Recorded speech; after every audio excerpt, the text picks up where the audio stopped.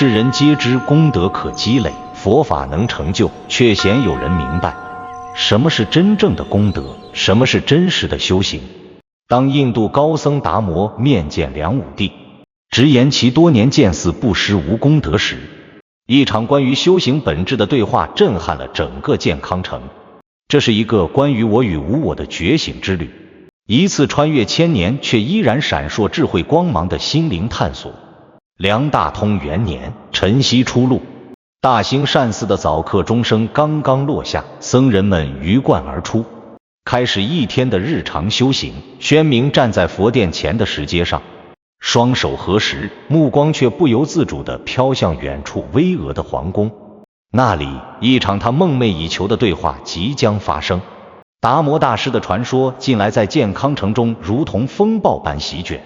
这位从西域来的高僧据说年逾100岁，却面色红润如婴儿。更让宣明心驰神往的是，达摩大师对佛法的理解据说返璞归真，不立文字，直指人心，见性成佛。宣明又在走神，身后传来师兄慧通略带责备的声音：听说今日大师将面见梁武帝，讨论功德之事。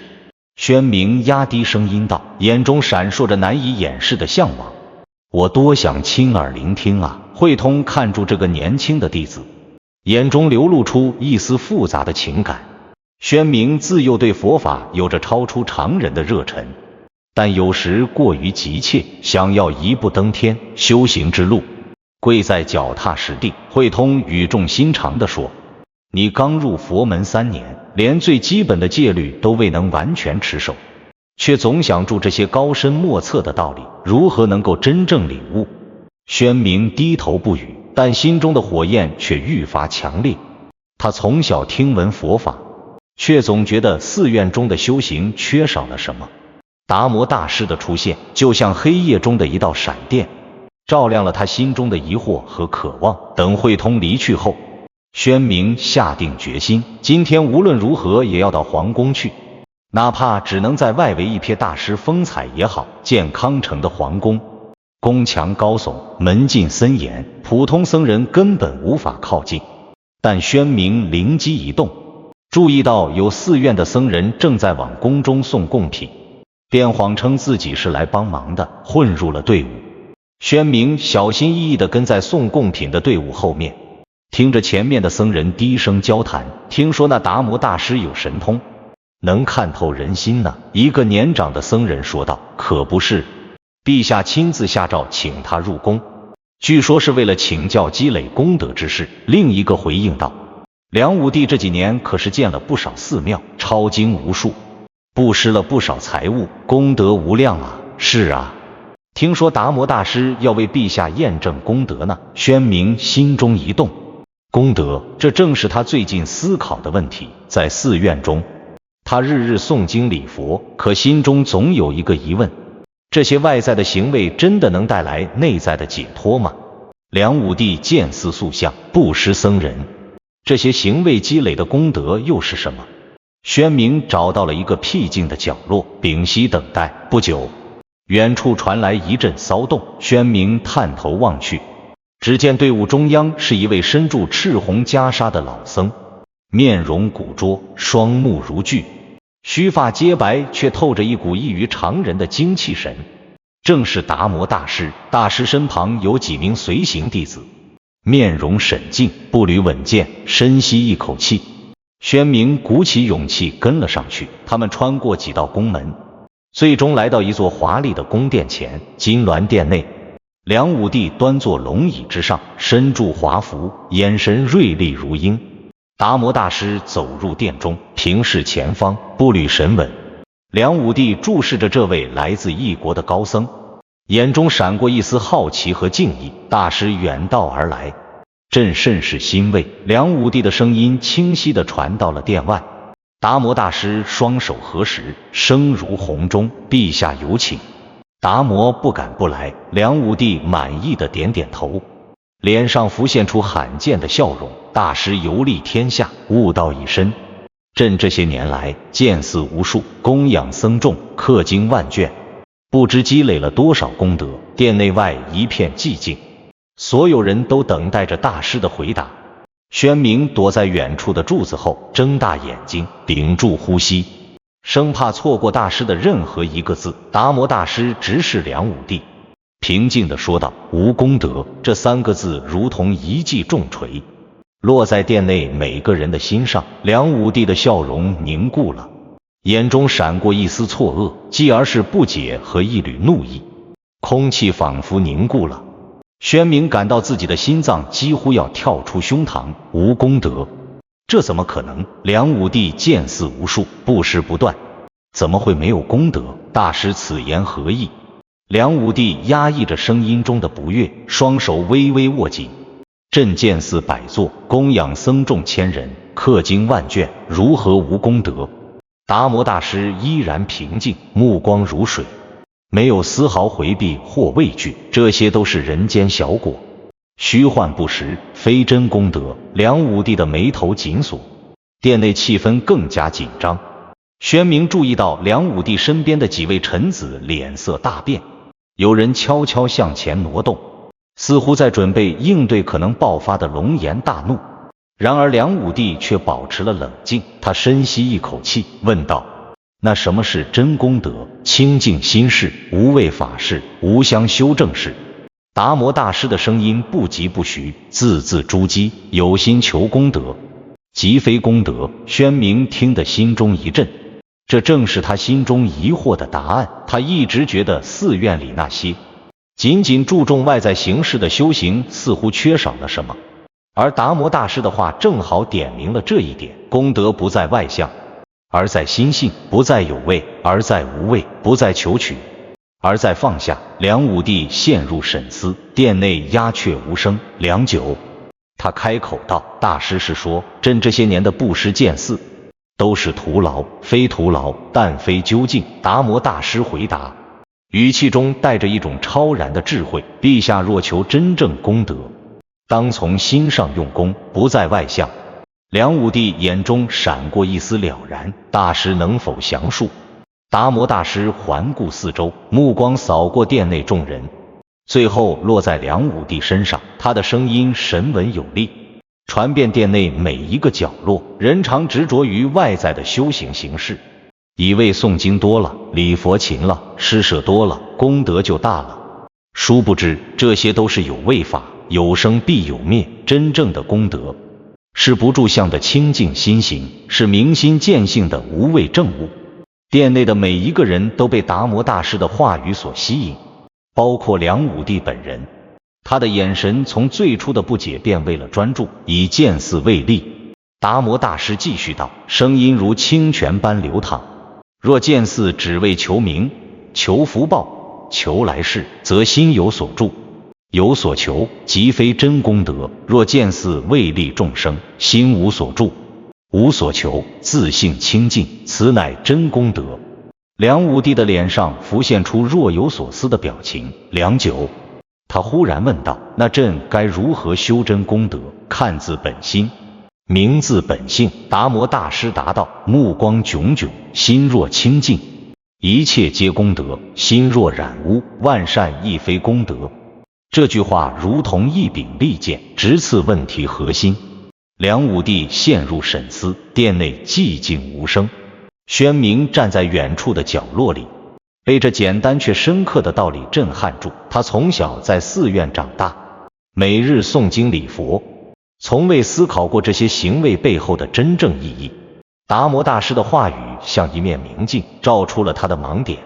修行不在形式，而在心性；不在数量，而在质量；不在外求，而在内证。这是一种全新的修行观念，颠覆了他过去的认知。正当宣明沉浸在思考中时，一只手突然搭在了他的肩膀上。他惊恐地转身，发现是一名宫中侍卫，脸色严厉：“你是何人？为何潜入宫中？”侍卫厉声喝问，手已经按在了腰间的刀柄上。宣明吓得面如土色，结结巴巴地说不出话来。就在此时，一个清朗的声音从殿内传来：“让他进来。”侍卫一愣，随即恭敬地说：“是，大师。”宣明被带入殿内，双腿发软，几乎站立不稳。店内所有人的目光都集中在他身上，让他感到无比的羞愧和恐惧。他战战兢兢地向梁武帝行礼，然后又向达摩大师深深叩首。你叫什么名字？达摩大师问道，语气平和，没有责备之意。弟子宣明。大兴善寺沙弥。宣明颤抖着回答，头不敢抬。为何偷入宫中？宣明跪地叩首，额头触地。弟子穆大师道行已久，听闻大师今日与陛下论道，冒昧前来，只为亲耳聆听教诲，弟子知罪。梁武帝看了看这个年轻的沙弥，眼中闪过一丝意外和好奇。在唐朝，私闯宫禁是重罪，按律当斩，但这个年轻僧人为了听法，竟然冒如此大险，倒是少见。你听到了多少？梁武帝问道，声音既威严又带着一丝柔和。回陛下，弟子听到大师说无功德，以及真功德在于清净心，不在外相。宣明诚实的回答，身体微微发抖。梁武帝微微点头，看向达摩大师。大师以为如何处置？达摩大师观察着宣明，目光如炬，似乎能看透他的心灵。这位小沙弥虽然冒犯宫规，但求法心切，诚可钦佩。不如让他留下，参与我们的讨论，或许对他的修行有益。梁武帝略一思索，嘴角微微上扬。既然大师开口，朕便准了。来人，赐座。一张小几被搬来，放在大殿一侧。宣明无比感激，向梁武帝和达摩大师再次叩首谢恩，然后战战兢兢地坐到了小几旁。达摩大师示意宣明放松，问道，你听了我与陛下的对话，可有所思？宣明鼓起勇气回答，声音虽然颤抖，却透着真诚。弟子在寺院修行3年，日日诵经礼佛，却总觉心中空虚。今日听大师一席话，方知修行不在外相，而在心地。弟子愚钝，还请大师指点迷津。达摩大师微微颔首，眼中闪过一丝欣赏。你能有此一问，已是难得。许多修行者终其一生都困在形式中，不得解脱。梁武帝也来了兴趣，他坐直身体，向达摩大师道，大师不妨借此机会为朕和这位小沙弥详细讲解一番。达摩大师环顾殿内众人，目光深邃如大海，缓缓开口，修行之人最易陷入的迷障有3：一是执着外相，2是分别善恶，3是求证果位。殿内众人屏息静听，大师的每一句话都如珍珠般珍贵，如利剑般锋利，直刺人心。宣明更是全神贯注，生怕错过任何一个字。执着外相是以为诵经多，拜佛勤，苦行深就是修行好，殊不知这些都是手段，不是目的。若心不清净，外相再好也是徒劳。达摩大师的声音平静却有力，每一个字都像是敲在心上的木鱼声。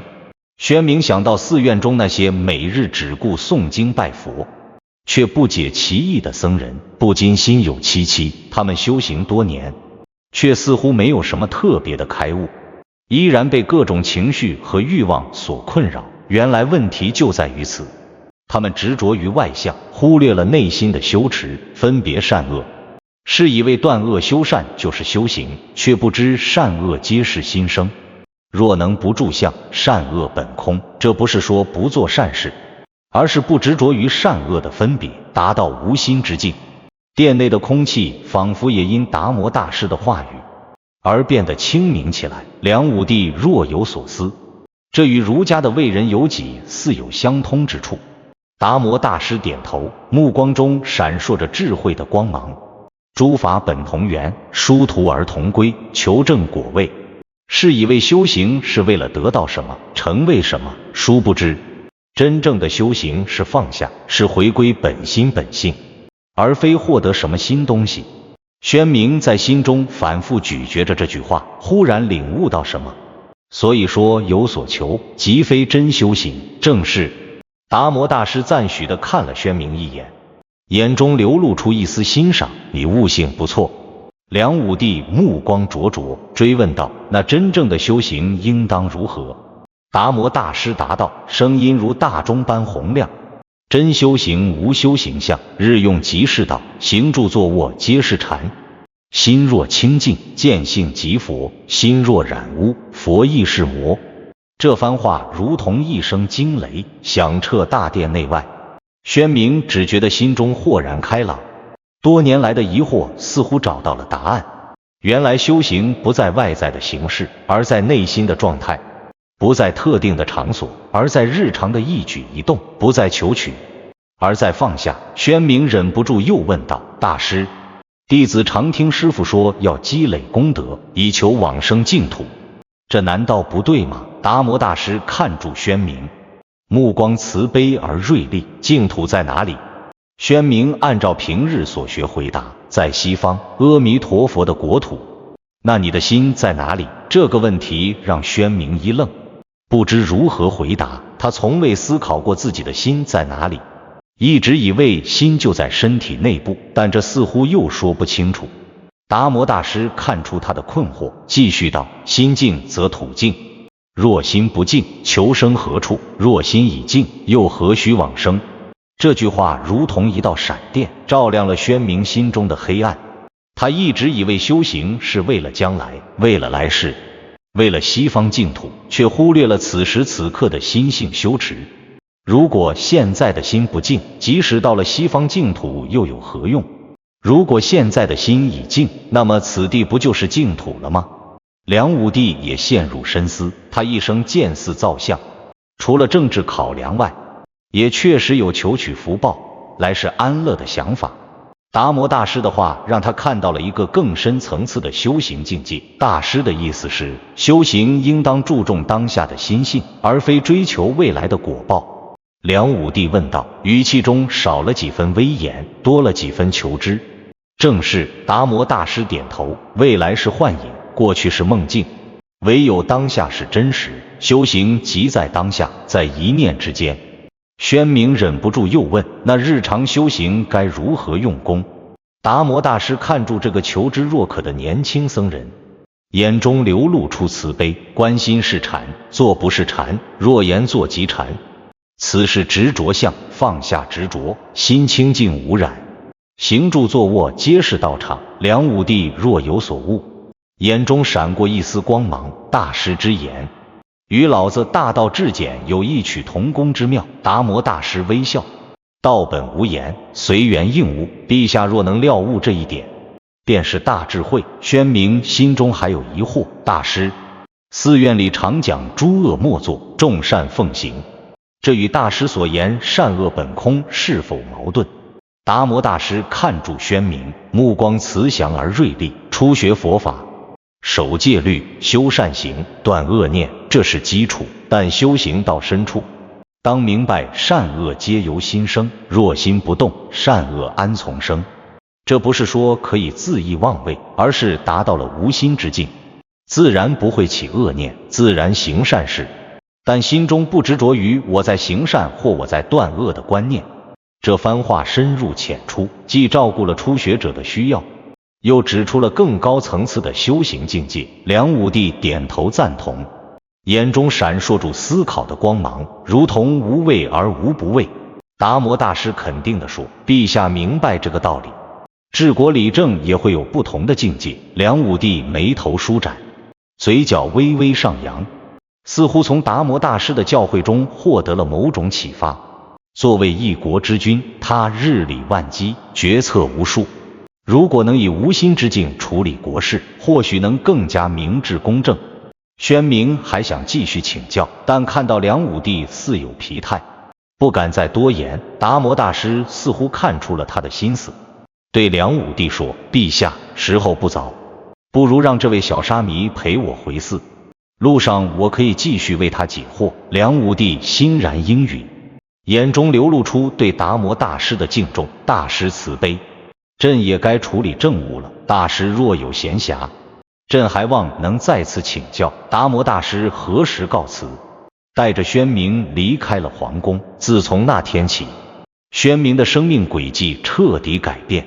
达摩大师破例收他为入室弟子，言传身教，指点迷津。每当夜深人静，大师总会引导宣明进行深层次的心性探索。然而，真正的考验才刚刚开始。在一次山崖边的对话中，达摩大师即将为宣明揭开修行路上最深的迷障，一个连梁武帝这样的智者都未能看透的问题。我的幻象。当这层迷障被揭开，宣明对自我的认知将彻底崩塌，而一条通往真正解脱的道路也将随之展现。离开皇宫后，达摩大师带着宣明走在健康城的街道上，夕阳西下，将整座城市染成金色，熙熙攘攘的人群穿梭在街巷之间。然而，在这喧嚣中，宣明和达摩大师如同两块不受干扰的磐石，一老一少，一前一后，步履从容，气息平稳。宣明的心中依然回荡着皇宫中的对话，那些关于功德修行的见解如同一把锋利的刀，切开了他多年的迷思。但新的疑问也随之而来。师父，我有些不明白。宣明小心翼翼地开口，声音中透着敬畏和困惑。如果一切功德都在心上，那么寺院里教导我们的那些修行方法，难道都是错的吗？达摩大师没有立即回答，而是停下脚步，指着前方的一个卖糖葫芦的小贩。那是个面容黝黑的中年男子，双手粗糙，满是老茧，却还保持着谦和的笑容，向路人推荐他的糖葫芦。你看那个卖糖葫芦的小贩。达摩大师的声音温和却充满力量。他每天起早贪黑，只为养家糊口。他没有念过一句经文，没有礼佛拜佛，但他心中只有家人，没有贪嗔痴。你说他有没有功德？宣明看住那个小贩，心中思索住。小贩的笑容朴实无华，眼神清澈，对每个顾客都真诚有礼。虽然他可能从未踏入佛门，但他的生活方式似乎已经践行了某种修行的原则。再看那边，达摩大师又指向一个身穿华服的商人，正趾高气扬地穿过街道，身后跟着几个仆从。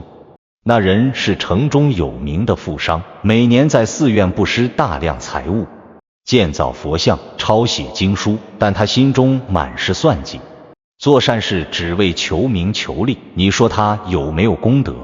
街道上的人群如流水般涌动，各自忙碌，各自奔波，却映照出人性的百态。宣明看住那个商人，再看看糖葫芦小贩，似乎明白了什么。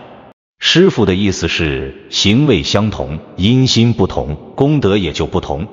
宣明试探性的回答，眼中闪烁住理解的光芒。正是。达摩大师点头，满意的看住这个年轻的弟子。不是说外在的修行没有价值，而是说心才是根本。好比种树，心是根，行为是枝叶，根若不正，枝叶再茂盛也终将枯萎。一阵晚风吹过，带着春天的气息，夹杂住街市的香气。落日的余晖染红了天边的云朵，也映照在两人的脸上。宣明似懂非懂的点点头，心中对达摩大师的敬佩更甚。大师不仅智慧超凡，而且能够通过最简单的日常例子来解释最深奥的道理。达摩大师看出他的困惑，轻轻拍了拍他的肩膀，今晚你随我一起打坐，或许能有更深的体会。当晚在寺院的禅房里，达摩大师教导宣明正确的打坐方法。禅房内香烟缭绕，烛火摇曳，空气中弥漫着木质和檀香的气息。墙上的佛像在烛光中显得庄严而慈悲，似乎在安静地注视着这对师徒。不要刻意求进，不要强制念头不起，只需安住当下，关照每一个念头的升起和消失，不要跟随它，也不要压制它。达摩大师的声音如同流水，平静而有力量。宣明按照大师的指导尝试住，双腿盘坐，脊背挺直，双手结印，呼吸均匀。但很快他就发现自己的心如猿猴般跳来跳去，根本无法安定下来。一会儿想着今天在皇宫的经历，一会儿想着师兄们会怎么看他，一会儿又担心自己不够用功，辜负了大师的期望。2个时辰后，达摩大师轻轻拍手，结束了打坐。宣明满脸惭愧，脸颊微红，师父，我太差劲了，根本无法静心。达摩大师不以为意，脸上浮现出一丝微笑，知道自己心不静已经是进步。许多人连自己心不静都不知道，还以为自己修行很好。这句话让宣明心中一震，他想起寺院中那些表面上精进修行，实际上内心杂念丛生的师兄弟们。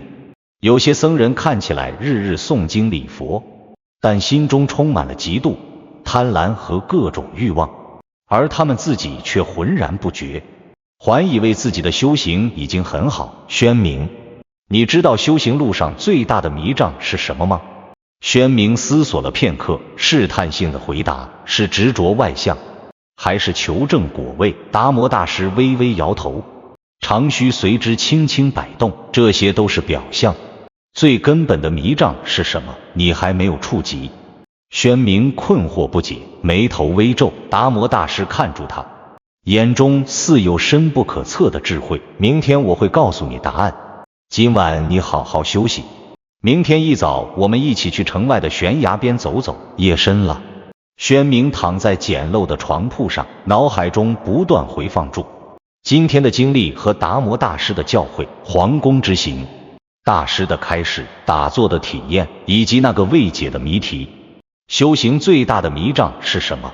这些思绪如同波浪般在他心中起伏，直到疲惫最终占了上风，他沈入梦乡。第2天清晨，达摩大师带着宣明离开了寺院，向健康城外的山区走去。几个时辰后，他们来到了一处悬崖。师父，我们来这里做什么？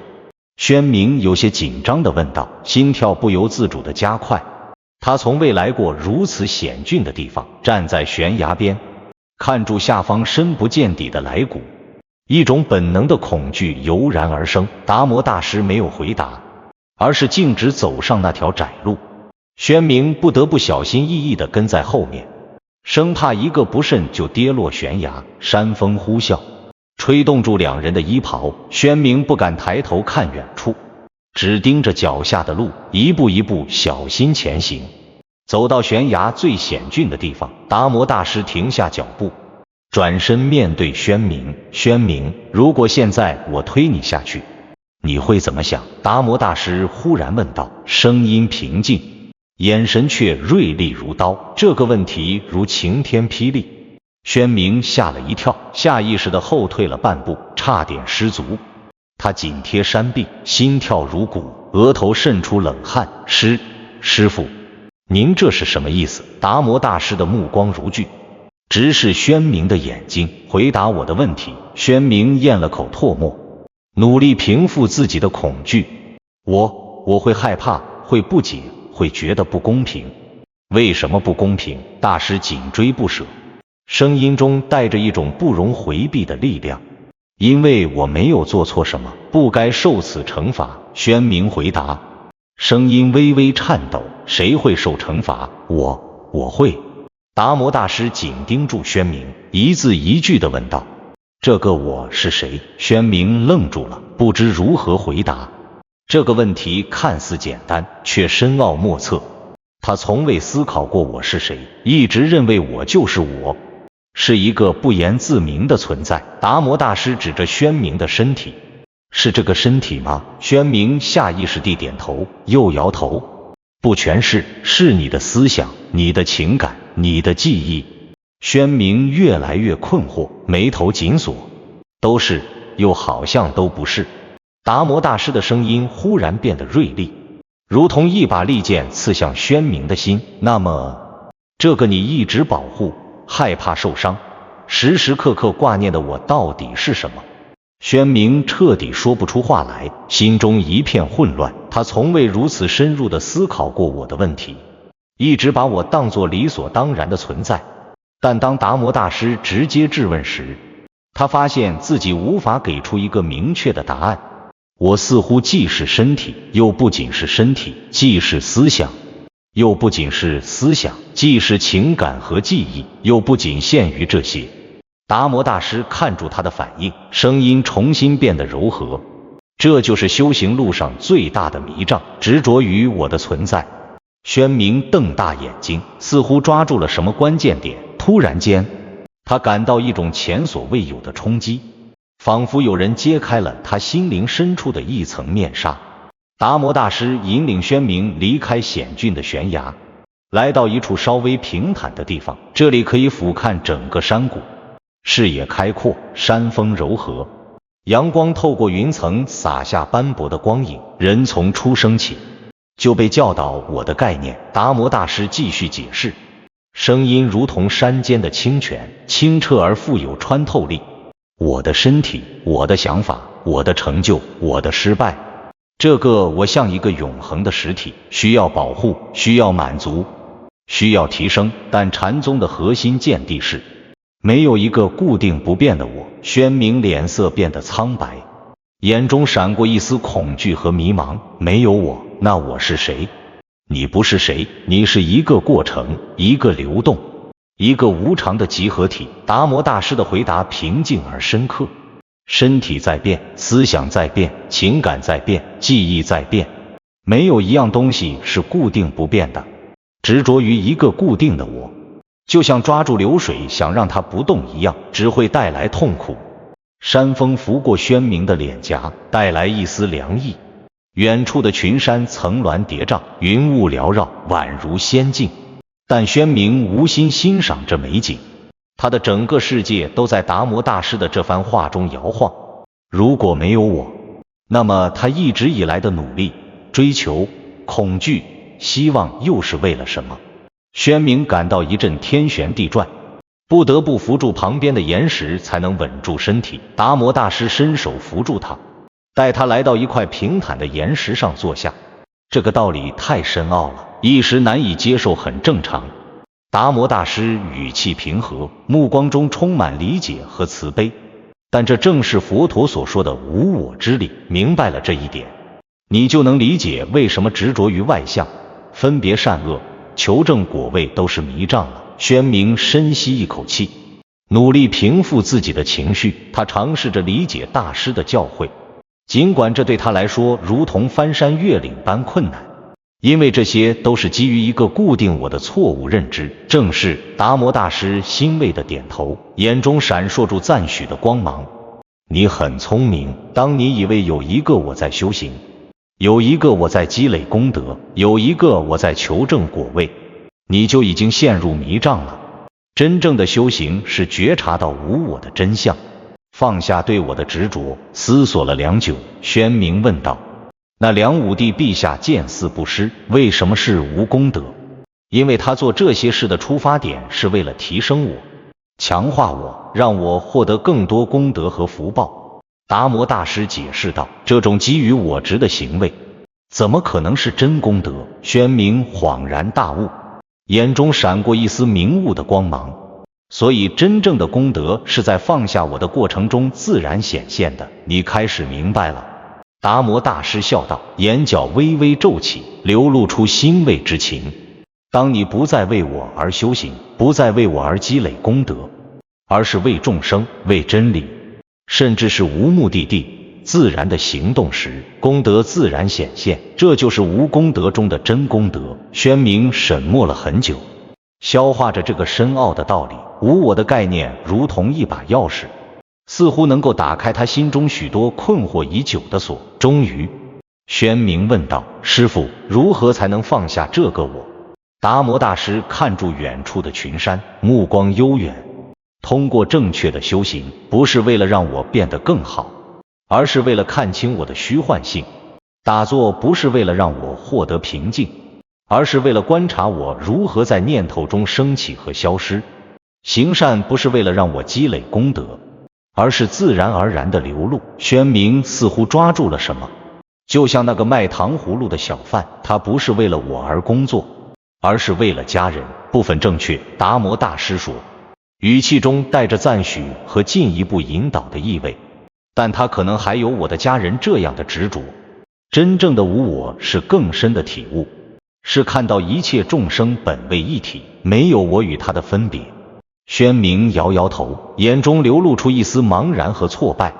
这太深奥了，我怕我做不到。达摩大师看住这个年轻的弟子，目光慈祥而鼓励。不要着急，修行是漫长的过程，重要的是方向对了，一步一步来。我今天只是想让你明白修行的真正目的，不是强化我，而是看破我的虚幻。宣明点点头，心中似有千言万语，却不知从何说起。两人在山上沈默地坐了很久，看住太阳从云层后升起，驱散了山谷中的晨雾，将整个山谷染成金色。某种程度上，这就像是宣明心中的变化，迷雾渐渐散去，真相的阳光开始照耀。返回寺院的路上，宣明的心中充满了新的疑问和思考。他不再简单的接受教条，而是开始质疑、思考、消化。这正是达摩大师希望看到的变化。师父，如果放下我，那修行的动力从何而来？宣明问道，语气中充满好奇和求知欲。达摩大师反问，声音中带着一丝智慧的顽皮。花为什么开？宣明愣了一下，随即理解了大师的意思。因为这是他的自然。对，因为这是他的自然。达摩大师点头，满意地看住自己的弟子。同样，觉悟的种子在每个人心中，修行只是让它自然绽放的过程，不需要我的驱动，只需顺应本性。山路蜿蜒，时而陡峭，时而平缓。两人一前一后，步履神稳，心境澄明。路边的草木在阳光下显得格外翠绿，鸟鸣和虫鸣此起彼伏，组成了一曲大自然的交响曲。宣明似有所悟，又有新的疑问。师父，如果无我，那六道轮回中轮回的是谁？达摩大师看了他一眼，眼中流露出赞许之色。你认为轮回的是一个固定不变的我吗？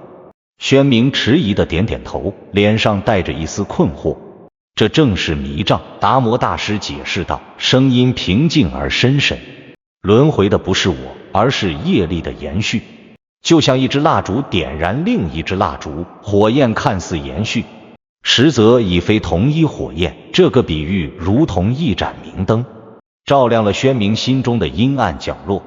轮回不是一个永恒不变的我在六道中流转，而是前一世的业力引发后一世的业果，就像一个因果链条，没有一个固定的主体。宣明越听越感到自己以前的认知被颠覆，心中既有震撼，也有一种前所未有的清明。那么，我们在寺院中修行的那些法门，诵经、礼佛、行善，都没有意义吗？达摩大师摇头，眼中流露出耐心和理解。不是没有意义，而是要理解他们的真正目的。这些都是方便法门，是帮助我们放下执着、看清本性的工具。问题不在法门本身，而在于我们如何看待这些法门。如何正确看待呢？宣明追问道，眼中闪烁着求知的光芒。是他们为法而非暗。达摩大师回答，语气坚定而明确。佛法如筏，渡人到彼岸后应舍弃，而非背住筏继续前行。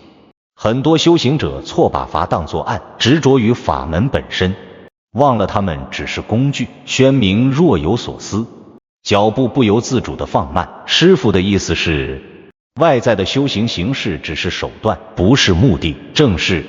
达摩大师点头，脸上流露出满意的神色。真正的佛法无法门，真正的修行无修行相。当你完全放下我的执着时，一切法门自然会用之即舍，不再执着。他们沿住山路继续前行，穿过茂密的林木，越过潺潺的溪流，阳光透过树叶的缝隙洒在地上，形成斑驳的光影。远处，健康城的轮廓已经隐约可见，宫殿和寺庙在阳光下闪闪发光。宣明忽然想起另一个问题，师父，如果无我，那慈悲又从何而来？达摩大师停下脚步，转身面对宣明，眼神深邃如大海。真正的慈悲恰恰来自于无我的觉悟。当你不再区分我与他，自然会是一切众生如己。这不是刻意为之的慈悲，而是觉悟后的自然流露。宣明开始明白，真正的慈悲不是我对他的怜悯或帮助，而是因为看到一切众生本为一体，没有我与他的分别。这种慈悲更加深刻、自然、无条件。达摩大师继续说道，很多人以为慈悲是我对他的同情和帮助，这还是基于二元对立的思维。真正的慈悲是因为看到一切众生本为一体，帮助他人如同帮助自己。宣明点点头，虽然还不能完全理解，但已经感到一股前所未有的清明正在他心中升起。达摩大师的教诲如同甘露，滋润着他干渴的心田，使一些被尘土掩盖的种子开始萌芽。达摩大师看出他的变化，微笑道，不要急于全部理解，让这些道理像种子一样在心中生根发芽。修行是一生的事，不是一朝一夕能完成的。回到寺院后，达摩大师对宣明说，从今天起，你继续原来的修行，但心态要不同，不要为了成为什么而修行，而是为了看清你本来是什么；不要为了得到什么而修行，而是为了放下你不需要的。宣明恭敬的行礼，心中充满感激和决心。弟子明白了。达摩大师看住这个年轻的弟子，眼中满是期许和信任。记住，修行最大的迷障是执着于我。当你开始看清我的虚幻性，你的修行才真正开始。从那天起，宣明的修行方式彻底改变了。他不再急于求成，不再执着于外在形式，不再为了得到什么或成为什么而修行。他开始更多的关注自己的内心状态，观察我的概念如何在不同情境中升起和变化，如何影响他的情绪和行为。渐渐的，他开始体会到达摩大师所说的无我之力。在打坐时，他有时能够进入一种奇妙的状态，仿佛我的边界消失了，只剩下纯粹的觉知。这种状态虽然短暂，但让他尝到了真正解脱的滋味。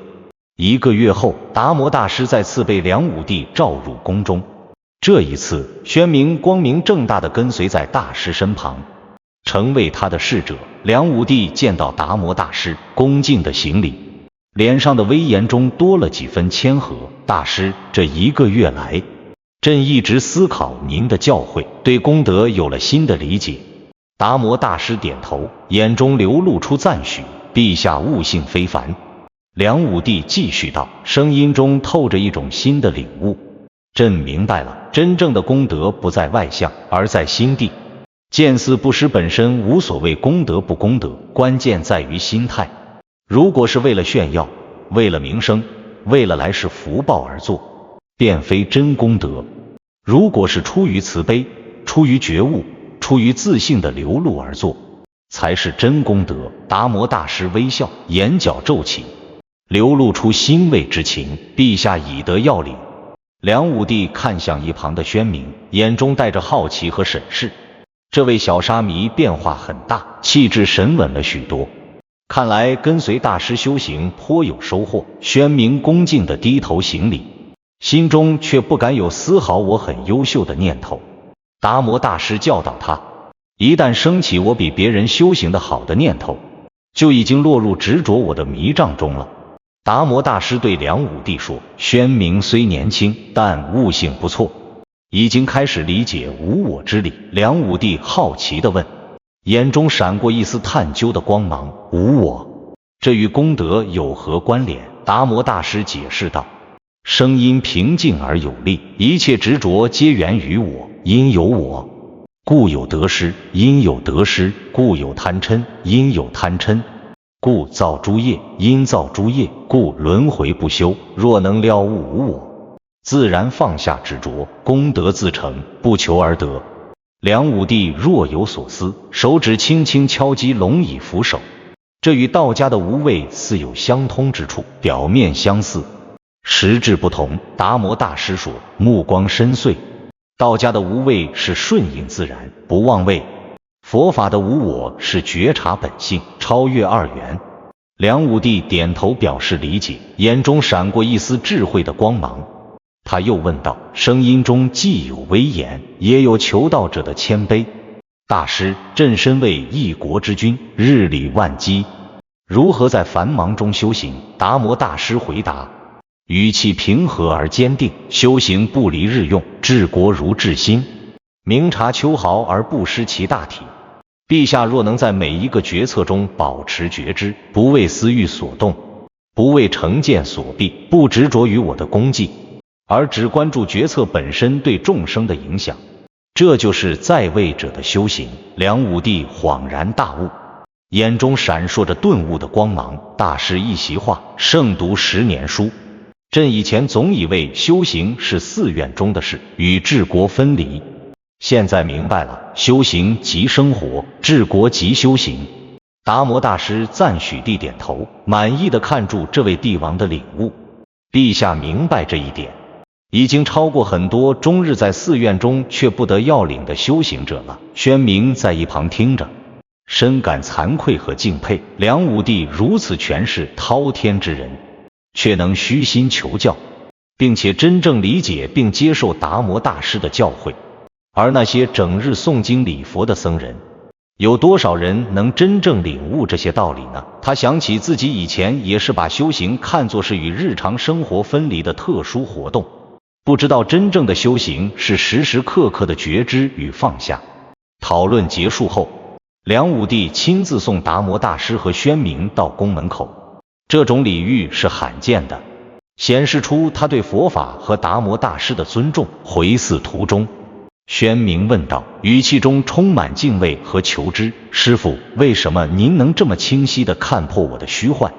这需要怎样的修行？达摩大师沈默片刻，目光悠远，仿佛穿越了时空，看到了遥远的彼岸。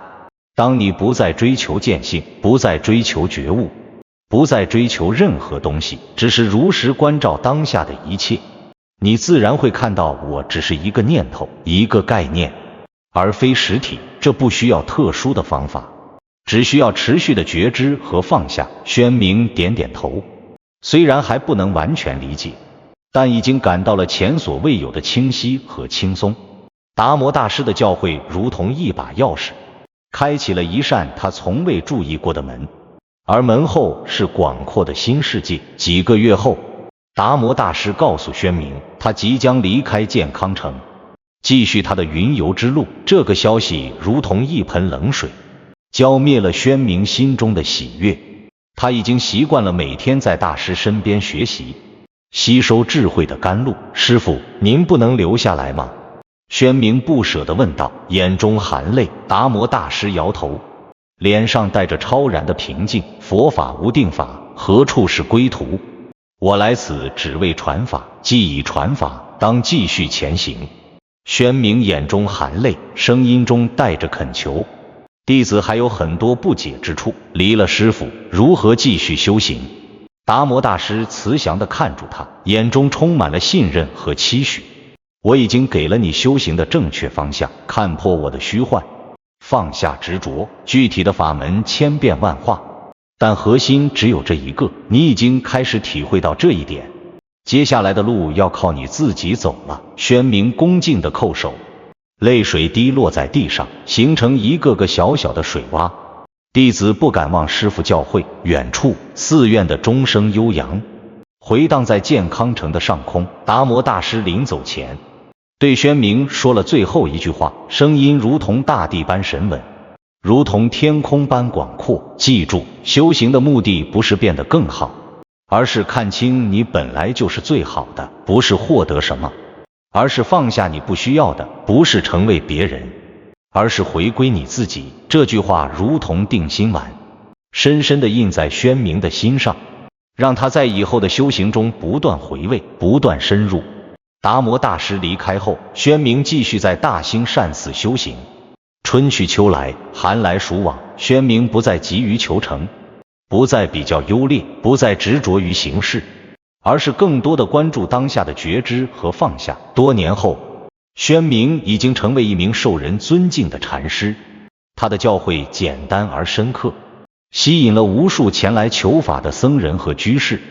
他常常对前来请教的弟子们说，修行的最大迷障是执着于我，无论你诵多少经，拜多少佛，行多少善，如果心中还有一个我在修行，那都是缘木求鱼。真正的修行是看破我的虚幻，回归本来面目。这正是当年达摩大师对他的教诲，也是他多年修行的心得。每当夜深人静，宣明独自打坐时，他仿佛又回到了那个悬崖边，听到达摩大师问他，这个我是谁？而现在，他终于开始明白这个问题的深意，并将这份领悟传递给他的弟子们。延续这段智慧的火炬，达摩大师与梁武帝的一场对话，揭示了修行最深的迷障，执着于我的存在。真正的功德不在外相，而在放下执着，明心见性。修行不是为了成为更好的我，而是看清我的虚幻，超越二元对立，回归自性本源。这是一条通往真正解脱的道路，也是佛法的核心精髓。如果你喜欢佛学内容，记得点赞和订阅，不错过每一次深刻的分享和启发。让我们一起探索佛法的智慧。